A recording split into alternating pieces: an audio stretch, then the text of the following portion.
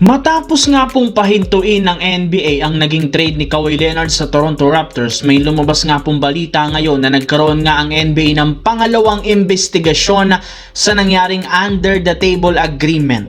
Ayon sa nakalap na impormasyon ng liga, nagkaroon nga daw ng diskusyon ng binuong kumpanya ni Kawhi at ng Clippers na aspiration patungkol sa isang movie character na kalaunan pinatigil rin naman ito. Sa ngayon, dinedeny pa rin naman ni Kawhi ang mga paratang sa kanya na ayon mismo.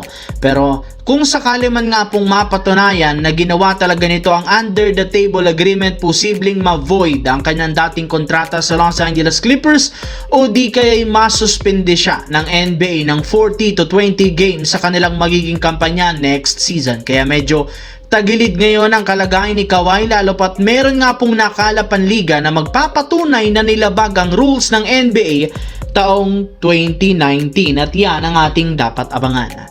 Samantala, palaki nga ng palaki ang tsansa na pipirma talaga si LeBron James sa Golden State Warriors ngayong offseason. Sa katunayan, mismo ang head coach na si Steve Kerr ang nag-reply sa isang fan at nagsabi na nakuha na nga daw nila ngayon si LeBron James. Though hindi pa ito official na inanunsyo, isang malinaw na pahiwatig nga ito na malapit na ngang mapunta si LBJ sa Warriors. Kahit man maraming teams ang nakikipag-agawan kay LeBron, mas suportado pa rin naman ng NBA ang ideya na pagtandem ni LeBron James at Stephen Curry.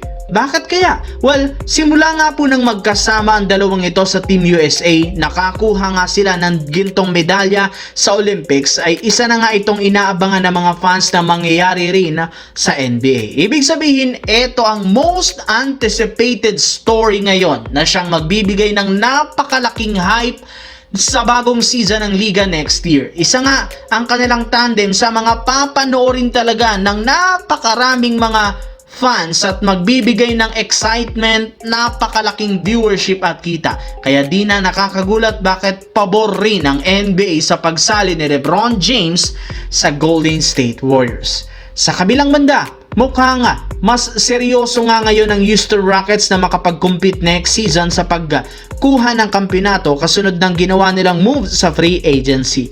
Mas pinalakas nga nila ang kanilang lineup sa pagkuha ng mga bagong malalaro na literal makakatulong kay Kevin Durant. Pero hindi rin naman ibig sabihin niya na wala na silang problema, dahil ibinulgar nga ng isang insider na matapos nga pong malaglag last season ng Rockets, meron nga pong lamat ang relasyon ni na Kevin Durant at ng Houston Rockets. Hindi rin naman ito umattend sa kanilang ginawang player meeting at sa pilitan pa siyang maglaro. Dahil dyan, may mga nagsilabasang balita na posibleng i-trade siya ng Rockets sa kalagitnaan ng taon kapag hindi na naman naging maganda ang kalalabasan ng kanilang kampanya. Meron na rin naman nga pong napiling bagong team na gustong sunod na paglaruan ni Kevin Durant, at eto walang iba kundi ang Detroit Pistons para makasamang isa sa kanyang hinahangaang player na si Cade Cunningham.